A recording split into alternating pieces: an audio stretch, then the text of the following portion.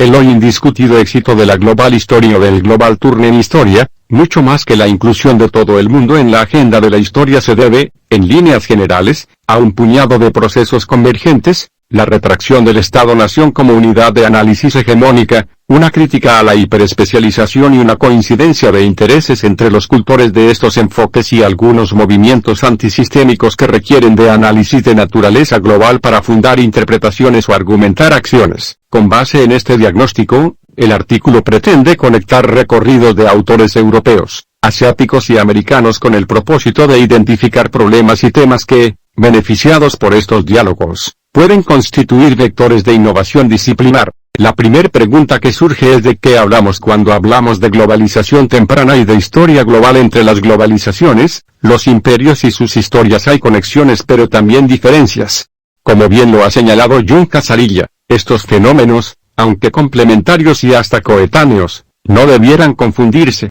tanto por una propensión a la hermenéutica en general, una preferencia por las categorías EMIC en particular y también para evitar análisis teleológicos. Soy reacio a transformar nociones descriptivas del presente en categorías analíticas para aplicar al estudio del pasado. Tal operación algunas veces conlleva una intención explícita o implícitamente genealógica. Por ejemplo, la primera globalización sería el origen de la actual y otras, el sostenimiento de perspectivas activa o pasivamente exegéticas del proceso como este de la globalización. Lejos de ser un prejuicio infundado, estas perspectivas existen. Dos de sus más tempraneros analistas ponen negro sobre blanco que, por lo menos para los economistas liberales, esto es decididamente así. En efecto, si se exceptúan los planteos antisistémicos o ambientalistas, al menos hasta las funestas consecuencias de la pandemia de COVID-19, la globalización actual se presentaba para muchos ante todo bajo un halo positivo. Si ya no era posible esconder las consecuencias negativas del proceso denunciadas desde hace años, sus mentores habían conseguido que se las etiquete como inevitables, de manera tal que sus innumerables perjuicios pudieran clasificarse como daños colaterales o basura barrida bajo la alfombra.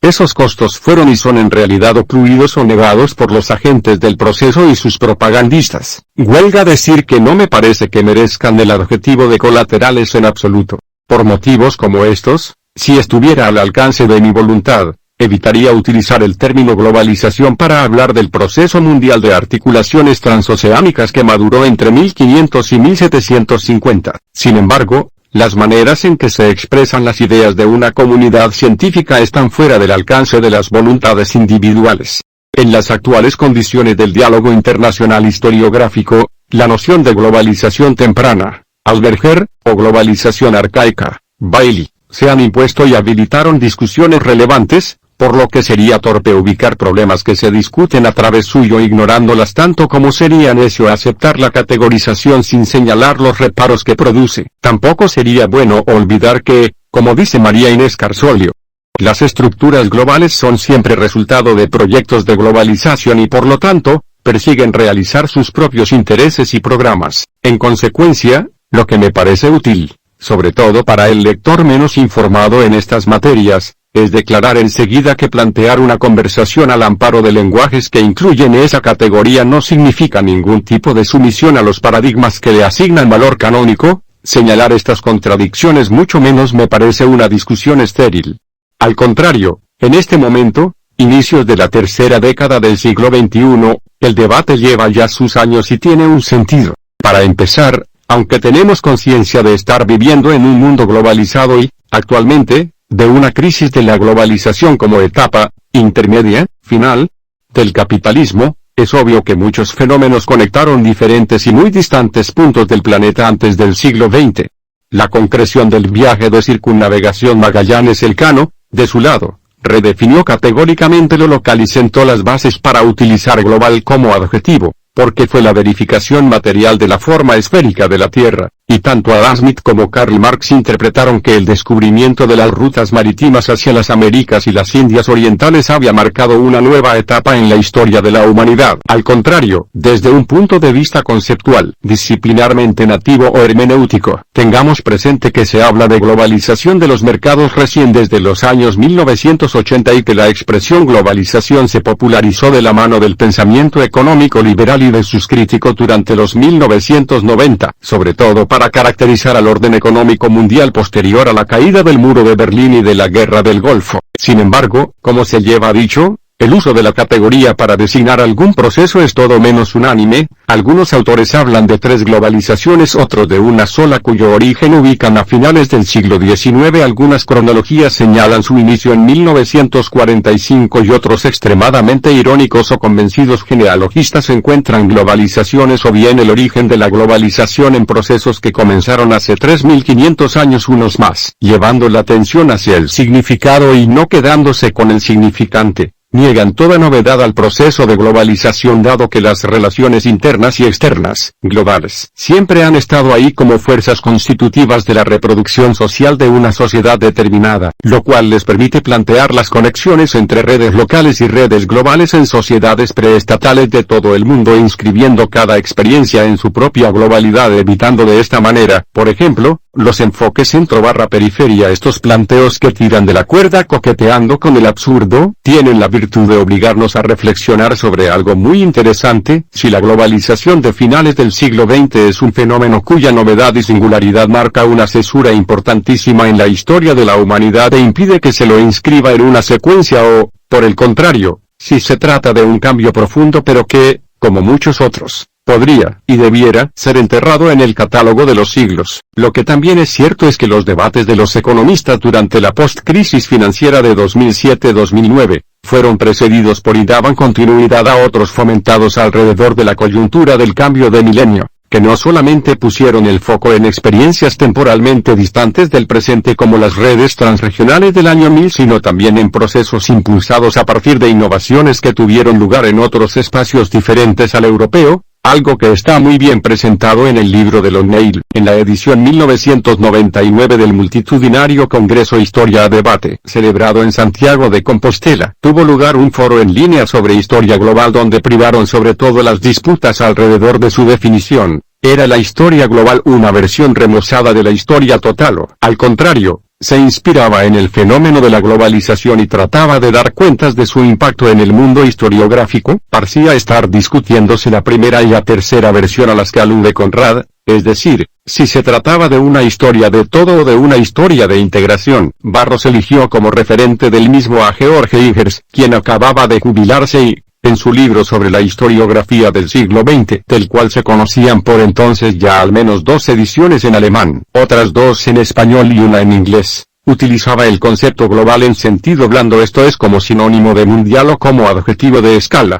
lo mismo que en el libro que organizó con Wanky Mukherjee, donde lo que se advierte es un énfasis en las conexiones entre tradiciones disciplinares en un plano internacional más atento a las historiografías asiáticas. Al año siguiente, el 19 Congreso Internacional de las Ciencias Históricas, celebrado en Oslo, daba continuidad y consolidaba esta tendencia, proponiendo que perspectivas sobre la globalización era el primero de los temas principales del programa. El hoy indiscutido éxito de la Global History o del Global Turn en Historia, que es algo más que la inclusión de todo el mundo en la agenda de la historia, se debe, en líneas generales, a un puñado de procesos preexistentes que convergen bien con esta perspectiva: la caída en desgracia del Estado-nación como unidad de análisis, una crítica a la hiperespecialización generada por los enfoques microentendidos solo como microobservación, esto es parroquialismos, localismos, regionalismos y nacionalismos históricos, desvíos que nada tienen que ver con el microanálisis,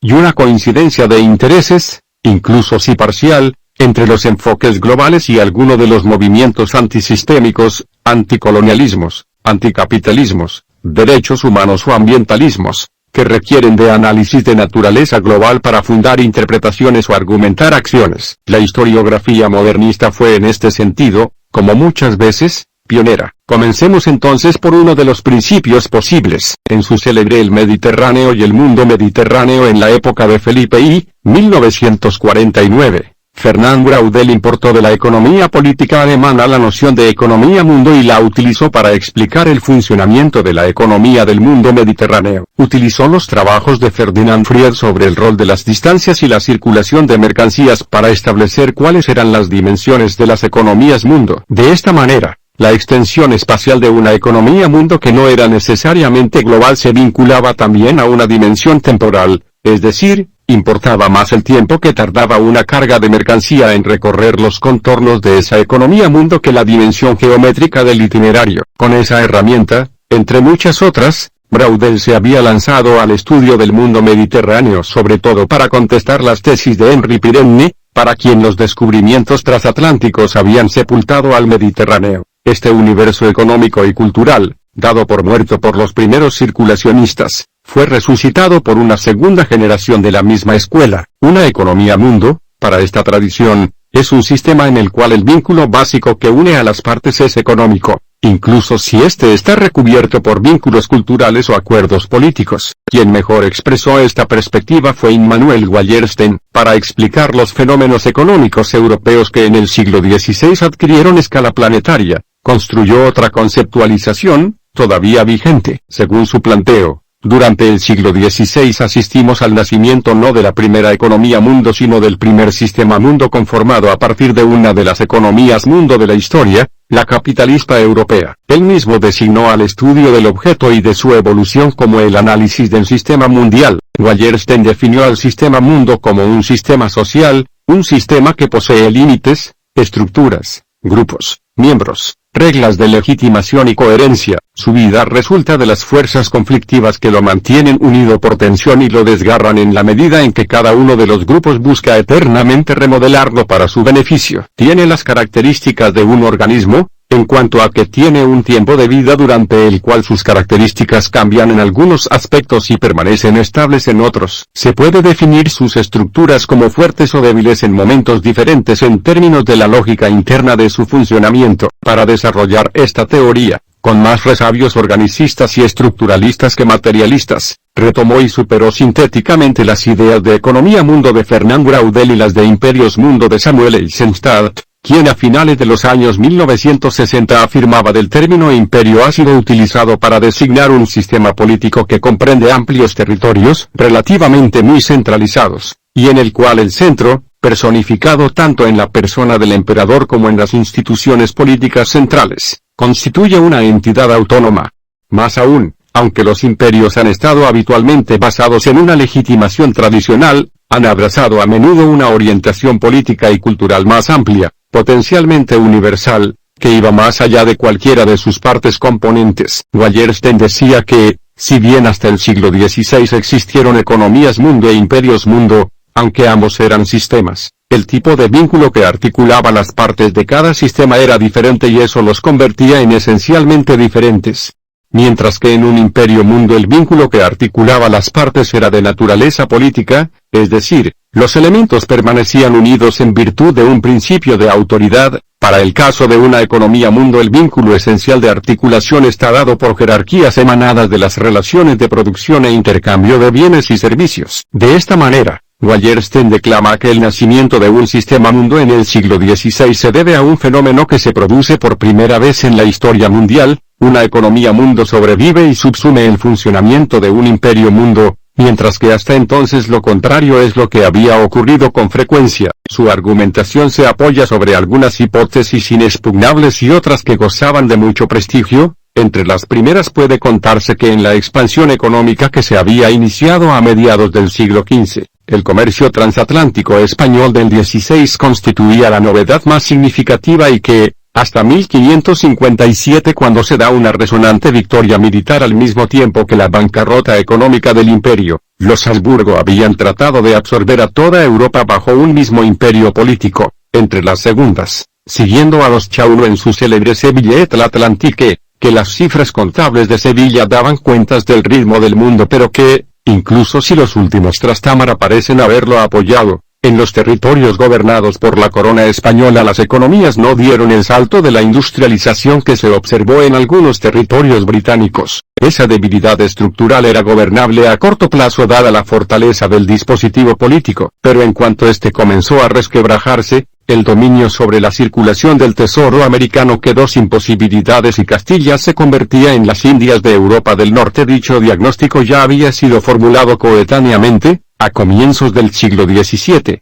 Martín González de Sellorigo había señalado que la riqueza ha andado en el aire. Gracián, a mediados del mismo siglo, que España era las Indias de Francia y en 1755, Cantillon describió el proceso de inflación de precios que se dio en España durante los siglos XVI y XVII a causa del aumento de la llegada de metal precioso beneficiado y la ausencia de industrialización, a la abundante circulación de dinero, inicialmente general, sobrevino la pobreza y la miseria, con lo cual el trabajo de las minas solo podía beneficiar a los que estaban más cerca y más lejos de ella. El impulso para el estudio sistemático de procesos que desbordaban los límites territoriales de los estados nacionales sufrió otra estocada hacia 1983, cuando se publicó por primera vez en lengua inglesa el libro de Benedict Anderson Comunidades Imaginadas, aunque, como lo indica su subtítulo, el libro está consagrado a explicar los orígenes y la difusión del nacionalismo. Anderson vincula este nacimiento a la extinción de un conjunto conformado por una forma política y por su forma cultural. La comunidad religiosa y el reino dinástico dejaron lugar,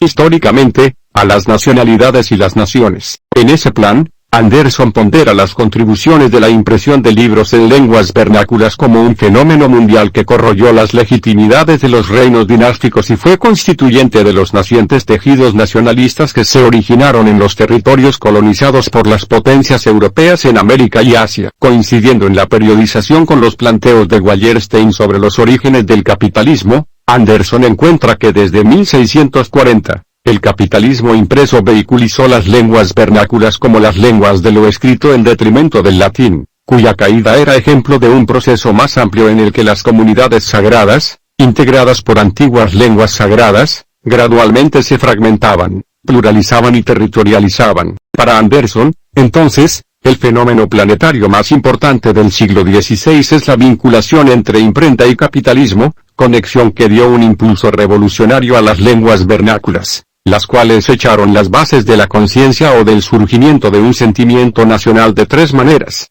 creando un campo de comunicaciones unificado ubicado entre el latín y las lenguas vernáculas habladas, favoreciendo la fijación del lenguaje, lo cual a largo plazo ayudó a forjar esa imagen de antigüedad tan fundamental para la idea subjetiva de la nación y creando lenguajes de poder de una clase diferente a la de las antiguas lenguas vernáculas administrativas. La importancia de la imprenta y la mercantilización de lo impreso en su hipótesis lo condujo a trabajar sobre la prensa como un negocio a escala global, los nuevos periódicos, en cuyas primeras páginas aparecían obispos y precios, matrimonios y barcos, eran para Anderson profundamente provinciales. Una opinión muy distinta tenía Michel Morineau, autor cuya obra Anderson podía desconocer en la primera edición de su libro pero no en la segunda, quien, al contrario, ponderó la cantidad de información comercial, sobre todo sobre los precios de los productos americanos, que circulaba a través de las gacetas informando a los comerciantes de Ámsterdam, Londres y París, entre otros, sobre economías de todo el planeta.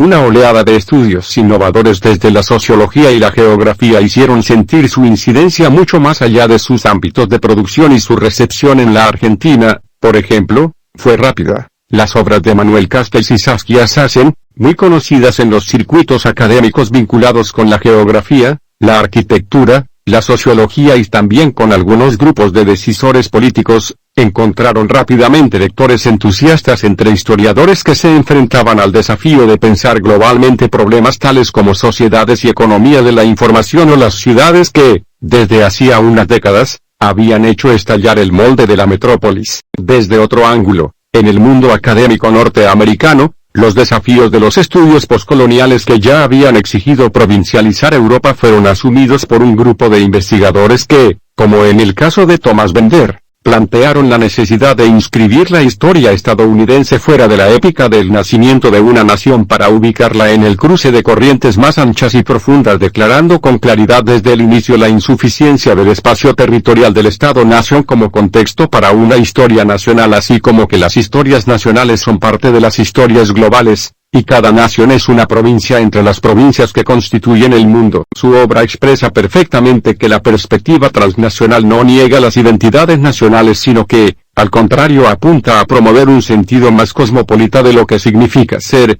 en su caso, estadounidense, y hacernos reconocer las interconexiones históricas y las interdependencias que determinaron el carácter global de la historia del país. Aun cuando ésta también sea nacional, provincial y aun cuando constituya una porción de la historia general de los seres humanos en este planeta. De su parte Hopkins criticó el énfasis sobre la idea de excepcionalidad americana y su dependencia tanto de las políticas exteriores del país como de una fuerte autorreferencialidad en la trama de los textos. El énfasis puesto aquí en el entorno global requiere una reevaluación de la fuerte tradición nacional que durante mucho tiempo ha formado la base de los estudios históricos en los Estados Unidos. Estados Unidos, como lo ha hecho en otros estados independientes. Un efecto parecido a las propuestas de Chakrabarty tuvieron los trabajos publicados entre 1998 y 2003 por el calcutense Partha Chatterjee. Este docente en la Universidad de Columbia, uno de los fundadores de los estudios subalternos, fue un severo crítico de las hipótesis de Anderson y llevó al extremo la tarea de provincializar los procesos políticos europeos, poniendo de cabeza las ficciones narrativas del nacionalismo a la luz de las perturbaciones que proyectan sobre ellas las temporalidades propias de las sociedades coloniales. La mayor y la mejor parte de la historiografía global escrita entre la posguerra fría y el cambio de milenio ha sido analizada por el sinólogo de Göttingen,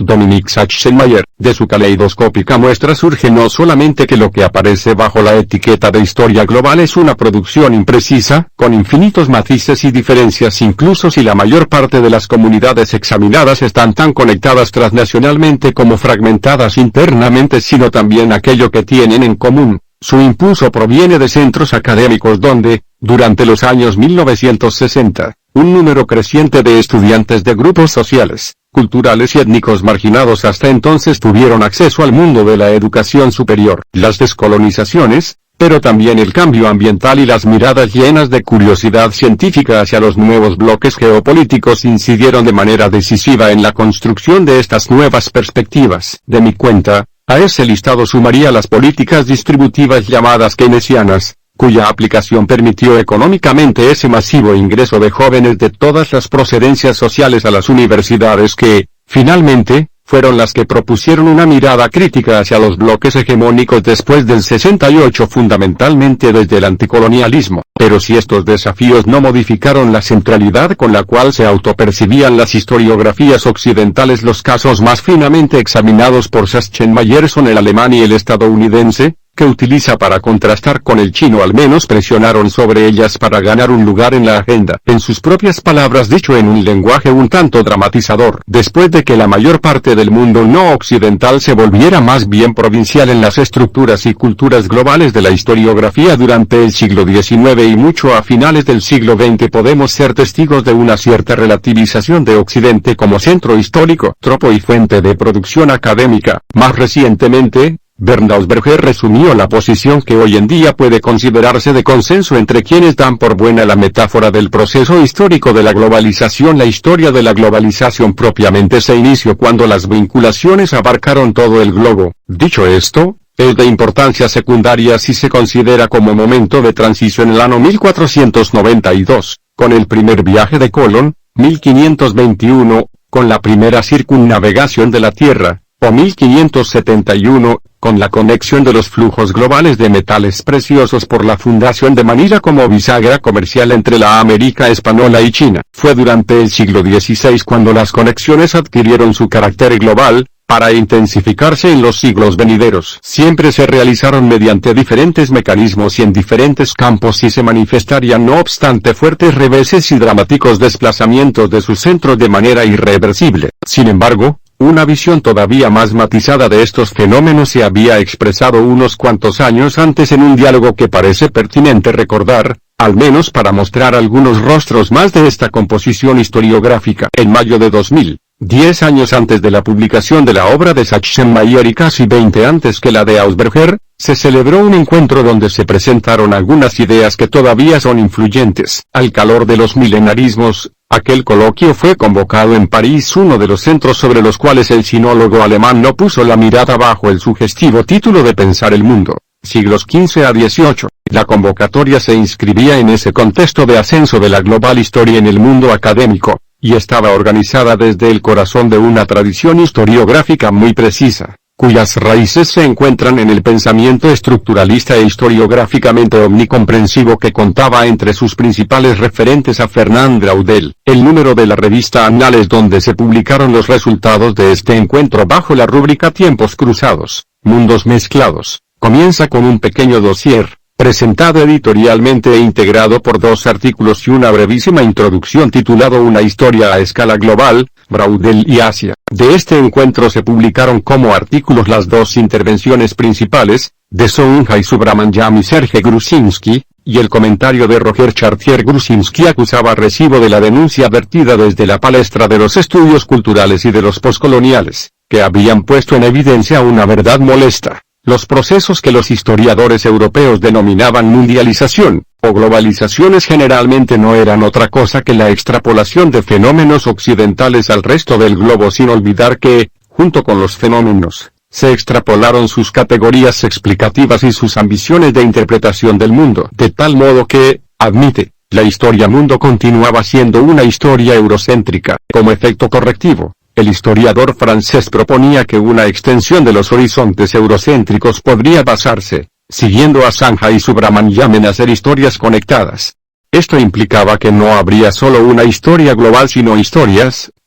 con minúscula y en plural, múltiples, comunicadas entre sí a escala global de la manera en que está conectado un circuito eléctrico. De hecho, propone que el historiador debiera transformarse en una especie de electricista capaz de restablecer las conexiones continentales e intercontinentales a las cuales, durante largo tiempo, las historiografías nacionales se han dedicado ingeniosamente a desconectar o escamotear, impermeabilizando sus fronteras. En el texto finalmente publicado por Annales, Gruzinski estima que el problema fundamental que se plantea en el siglo XVI es el del contacto entre civilizaciones y culturas, algo que ya había sido presentado por Ferdinand Tönnies, Fernand Braudel y Norbert Elias entre muchos otros, pero poniendo el acento no en los contenidos sino en los circuitos de la comunicación. Su enfoque, que no reniega de la actual globalización como fuente de inspiración para repensar la mundialización del siglo XVI, destaca las cuestiones de la velocidad de los intercambios y la calidad de los circuitos, puesto que las conexiones solo existen gracias a contactos generados por agentes concretos. Su propuesta se apartaría de la historia mundo y de la historia comparada en un punto importante: no existe un solo punto de vista para construir la perspectiva,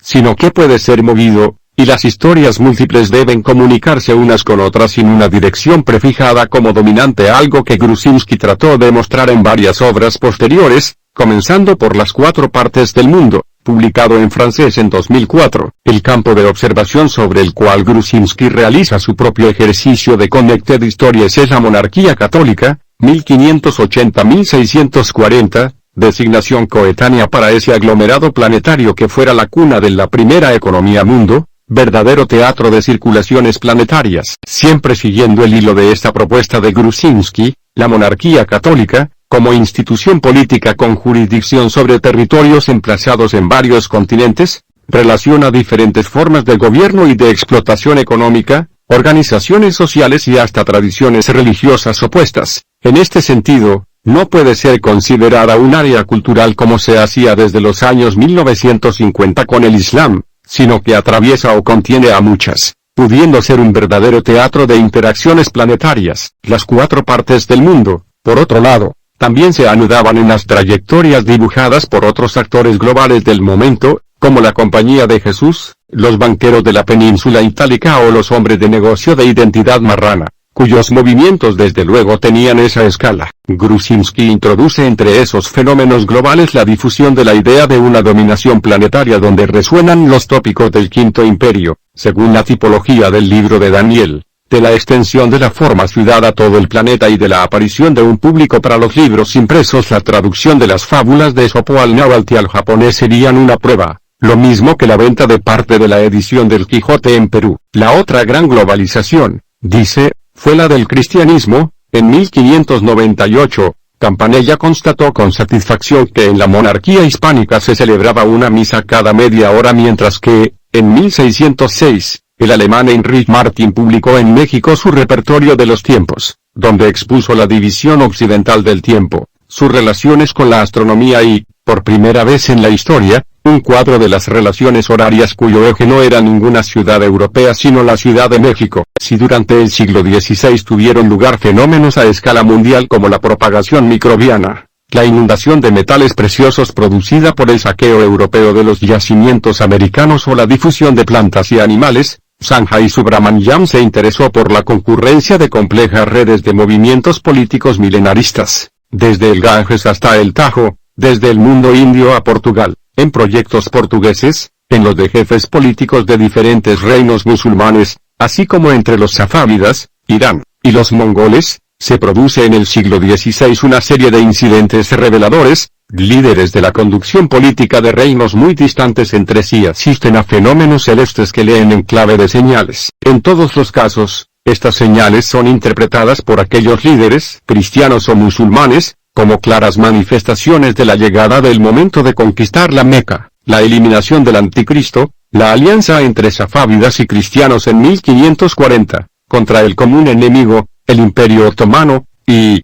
hasta en los reinos mongoles se dice que ciertos signos, guerras, revueltas, invasiones que estarían anunciando el final de los días. De esta manera, el siglo XVI podría dejar de identificarse con el de los grandes descubrimientos para convertirse en el siglo del nacimiento de unas sensibilidades globales. La reaparición de interpretaciones diversas de la teoría de los 4 imperios del libro de Daniel en tierras de mongoles, sunitas, otomanos y musulmanes norafricanos, dio lugar a una cierta coincidencia entre las interpretaciones milenaristas, las diferentes expansiones de otros imperios aparte los europeos y la conciencia de la sincronía de este tipo de movimientos a escala transcontinental. De esta manera, entre Suleimán y Carlos V, los milenarismos del siglo XVI serían estrategias políticas poderosas no solamente en el espacio mediterráneo sino en el mundo musulmán norafricano, balcánico o asiático. En todos los espacios se reinterpreta la leyenda de Alejandro y el ya mentado libro de Daniel. El milenarismo portugués tenía trazos comunes con el de Estambul o el de la India, los unía la intención de construir un quinto imperio, babilónico, persa, griego y romano eran los 4 anteriores. Los teólogos ibéricos se ocupaban del tema desde la toma de Constantinopla por los otomanos en 1453 y la Casa Real de Avís utilizó el milenarismo desde sus comienzos, designando a Juan I como el Mesías de Lisboa. Todo esto amplía los horizontes de aquello que ha circulado a escala planetaria en el XVI a la vez que matiza las explicaciones solo materialistas de la expansión portuguesa del XVI mientras que amplía los horizontes sobre las intenciones políticas que los portugueses tenían. Por ejemplo, en el Mar Rojo, algunos exámenes sobre el surgimiento de la historia global enfatizan su inspiración antieurocéntrica o policéntrica, mientras que otros la ubican como un efecto o una ambición solo posible en medio del giro espacial. Su genealogía conduce muchas veces a los planteos de Fernand Braudel, y esto posiblemente vuelva ocioso señalar, por una vez más, lo tremendamente importante que la dimensión espacial era para el autor de El Mediterráneo.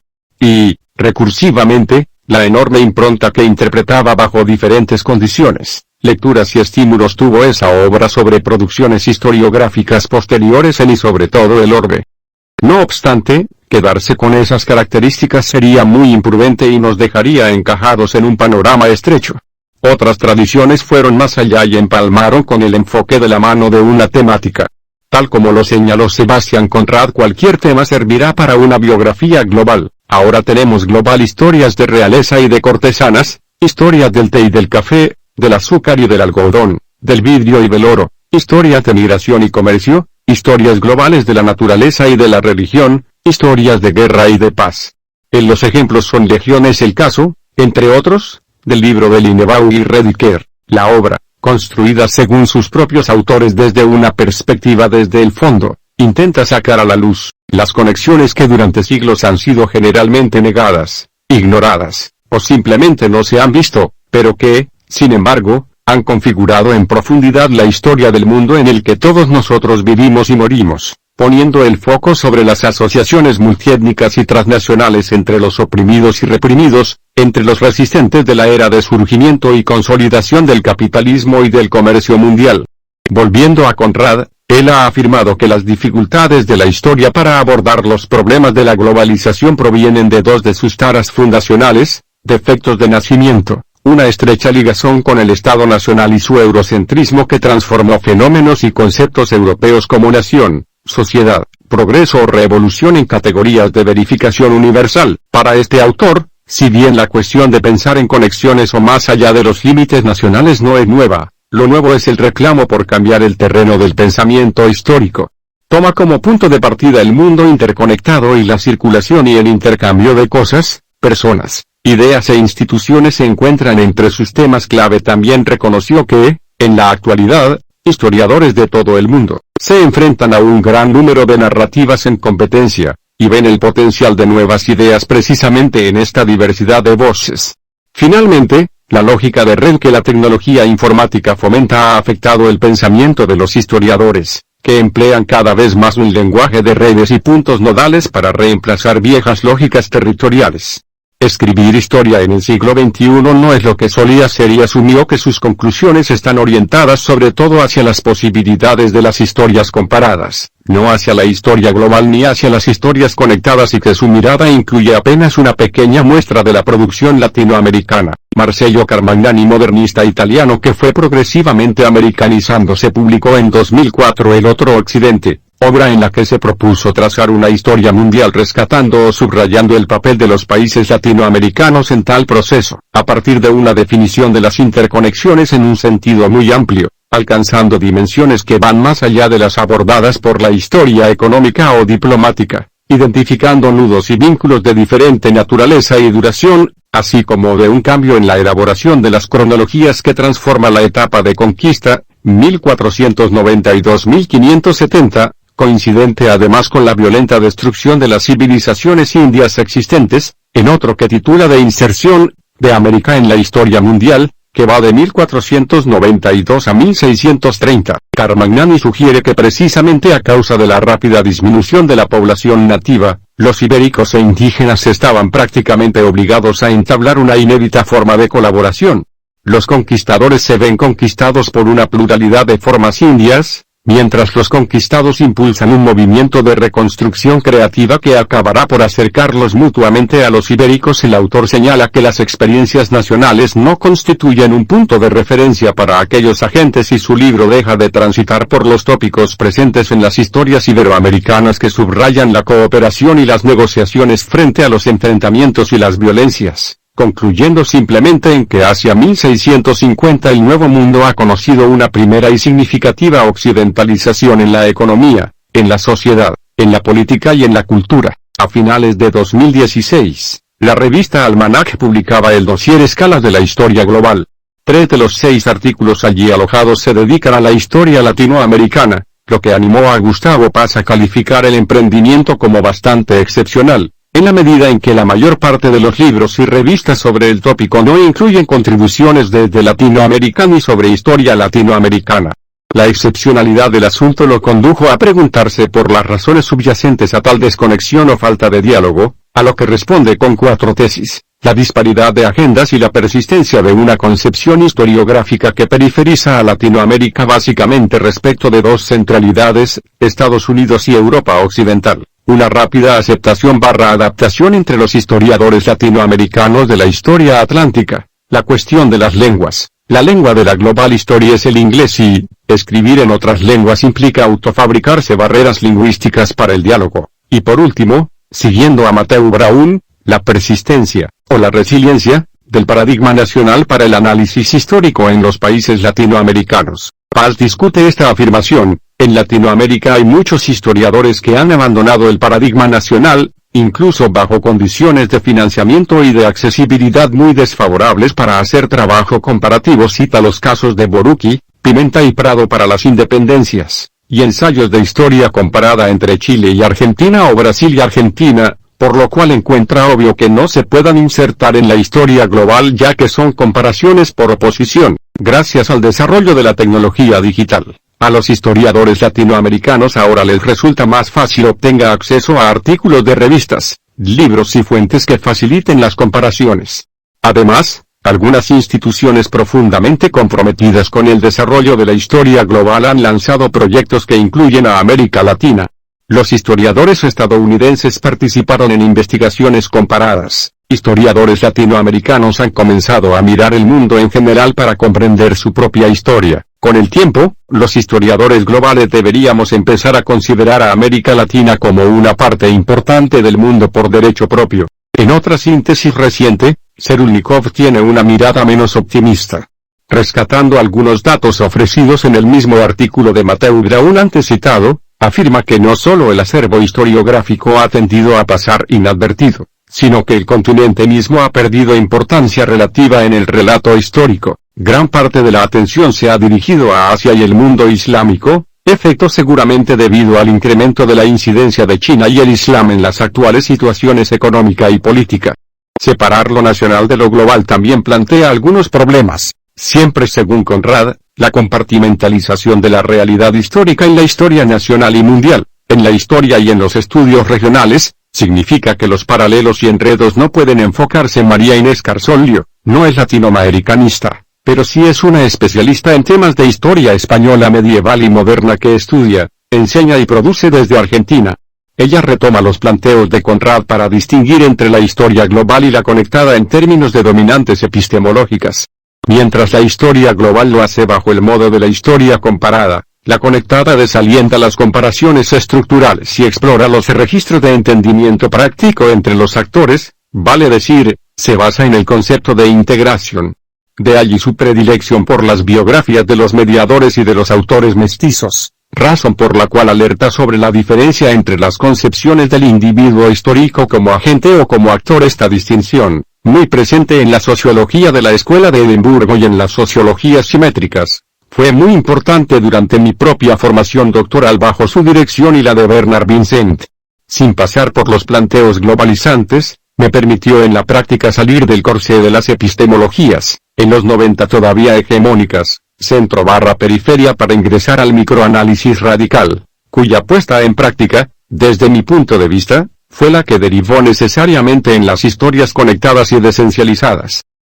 Esto puede constatarse en trabajos como los de Sergio Serulnikov, Nancy Van Deusen o José Carlos de la Puente Luna. El primero, apelando al género biográfico en clave de enfoque transnacional, la segunda con una obra importante que subvierte la dirección habitual de estudio de las migraciones forzadas, y el tercero estudiando desplazamientos voluntarios de indios hacia la península que desontologizan al sujeto indígena y permiten enfoques sobre la desigualdad o la circulación global que están descentrados geográfica y subjetivamente. Jorge Cañizares ha subrayado ya el inestimable aporte que proviene de seguir la pista de agentes, del comercio y del conocimiento. Pero sobre todo, que las conexiones ocurrieron porque allí eran personas que cruzaban fronteras lingüísticas y políticas.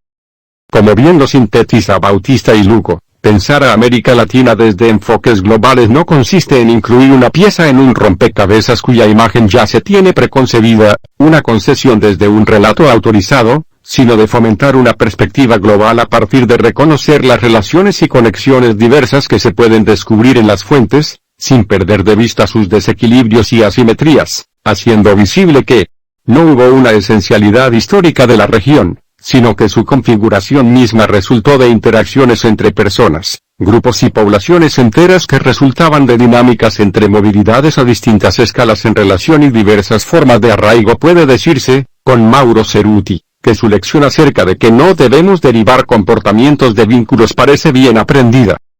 No obstante la intensidad de las presencias o el ruido de las ausencias en las agendas globales, la discusión está planteada, y creo que, cuando queremos reflexionar sobre esto mismo desde Latinoamérica, hablo del emplazamiento de las condiciones de producción y de enunciación, no de un latinoamericanismo. Hay al menos dos temas que no pueden eludirse. El primero tiene que ver con los sujetos de estas historias globales o transnacionales, como lo ha señalado críticamente Adelman. Si queremos ser más globales tendremos que tomarnos seriamente la participación de otras lenguas y de otras culturas. Esto quiere decir también que lo global debe incluir necesariamente también a los que no se mueven, o agrego a los que con sus movimientos cortos. No olvidemos que tanto en el Mediterráneo de Braudel como en las sociedades andinas estudiadas por Murra los recorridos que mantienen el pulso de la vida pueden ser muy cortos frente a una circunnavegación, son vitales para el pulso global aun cuando no recorran el globo.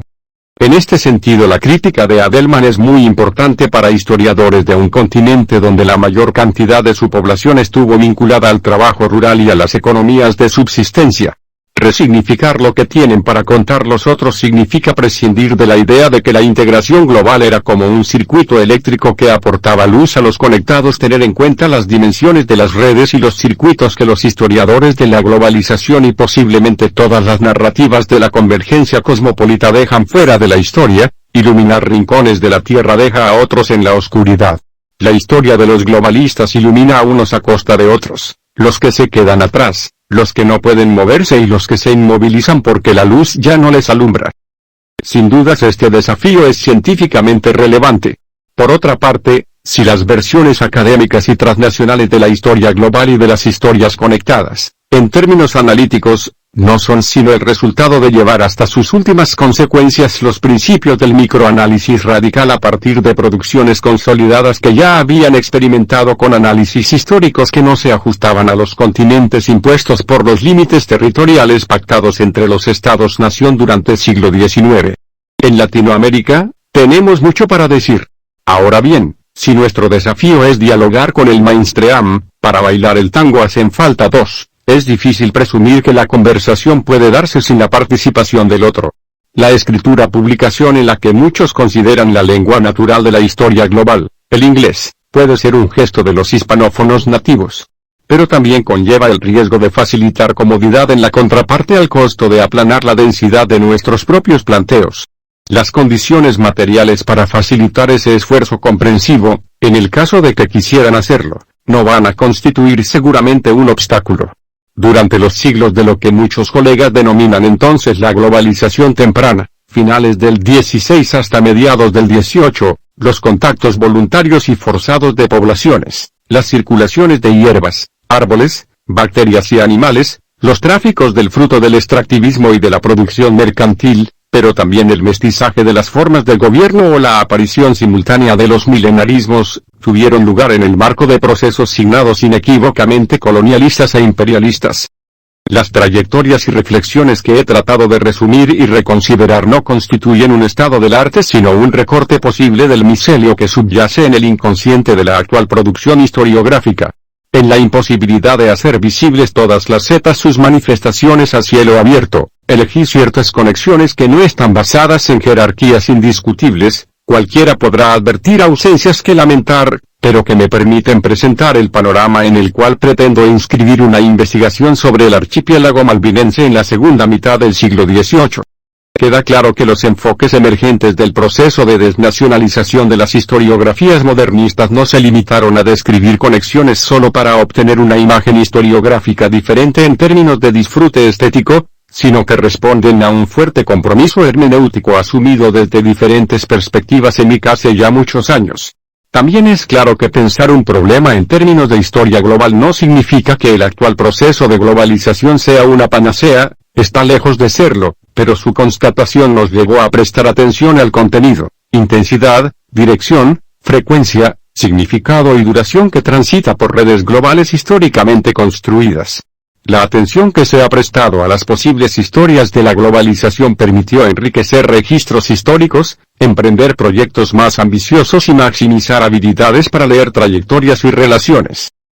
Desde hace un tiempo, algunos grupos de investigación venimos proponiendo enfocar el papel que juegan archipiélagos esparcidos por todo el globo en diferentes registros. Me interesa particularmente el rol que las monarquías imperiales reservaron para ellos en la transición abierta al final de la primera globalización y el despegue de la segunda, signada por el capitalismo industrial, esto es aproximadamente entre 1740 y 1790. Se trata de ir más allá del fenómeno geográfico, incluso si complejo, para interrogarse sobre las especificidades que islas y archipiélagos aportaron como cualidad y los desafíos que supusieron a quienes se propusieron invadirlos, conquistarlos, incorporarlos a una organización política y gobernarlos. Por otra parte, desde la geografía se ha ponderado desde hace tiempo el valor de las islas como outposts de la globalización.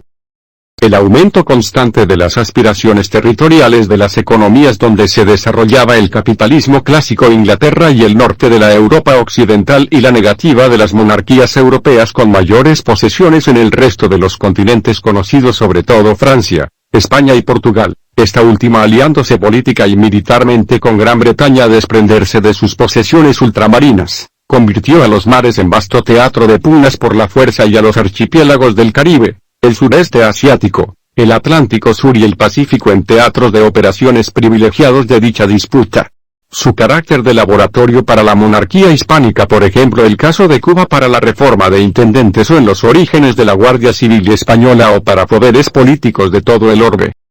Por otra parte, como lo ha señalado de manera creativa Tamar Herzog en su estimulante Frontiers of Possession, ni todos los problemas ni todas las soluciones son imputables a las instituciones políticas hegemónicas en cada época, monarquías o estados. Por último, el rol jugado por agentes tales como corsarios, piratas, bucaneros o las compañías comerciales no pueden ser ignorados. La historia de algunos de esos archipiélagos, como el de Malvinas, cuyo estatus es todavía para la ONU el de un territorio no autónomo sobre el cual existe una disputa de soberanía entre los gobiernos de la Argentina y el Reino Unido de Gran Bretaña e Irlanda del Norte, merece ser inscrita en estos registros. Aunque cualquier tema estudiado desde las perspectivas transnacionales o conectadas gana densidad con abordajes de esta naturaleza, el caso de Malvinas es en este punto paradigmático.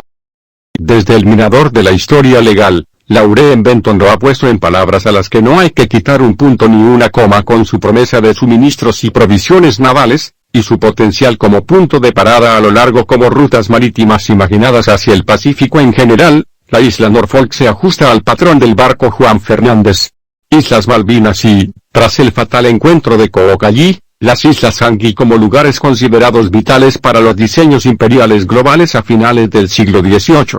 En el siglo XVIII, algunos archipiélagos se convirtieron en piezas clave de las disputas por forjar imperios globales, de Tristan da Cunha a Juan Fernández, pasando por Malvinas, las Sandwich, Norfolk o las Galápagos, de las Azores a Nootka, pasando por Groenlandia, las islas en las costas americanas del Atlántico Norte, Filipinas, Cuba, Santa Elena, Ascensión o la Isla de los Estados, fueron entre 1740 y 1780 punto de cruce entre agentes y sobre todo se volvieron dispositivos claves en la disputa por la hegemonía comercial y política del globo. Ocuparlas por la fuerza o disputar derechos sobre estos territorios fue en su hora un cruce de caminos para los imperios. Hoy es un punto de intersección entre dimensiones históricas e historiografías.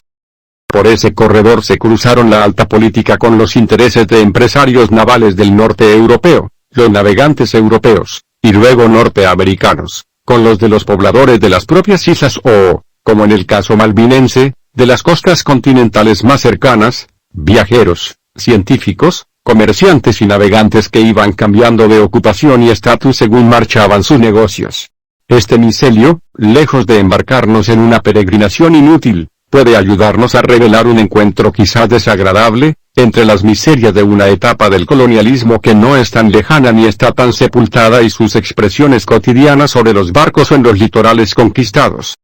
Si para Conrad la historia global recupera sobre todo las grandes narrativas y la historia de las conexiones recupera el concepto de integración, yo diría que su mirada está demasiado incidida por una visión retrospectiva y entrópica de la globalización como etapa de un sistema que podría caracterizarse entre optimista e ingenua. En mi opinión, inscribiendo los temas locales en dinámicas mundiales y cruzamos las conexiones al extremo, mirando estas áreas como zonas de conflicto entre agentes de diverso tipo, como área de choque entre pruebas de derecho y de fuerza, vamos a encontrar desconcierto, dislocaciones y desafíos narrativos tan intensos como probablemente desesperantes. Me parece evidente que una mirada sincera sobre las conexiones facilita identificar diversos niveles de disputa al mismo tiempo que permite relevar que las integraciones en la historia de los imperios enredados pero también en otros escenarios lejos estuvieron de constituir un horizonte claro para los agentes.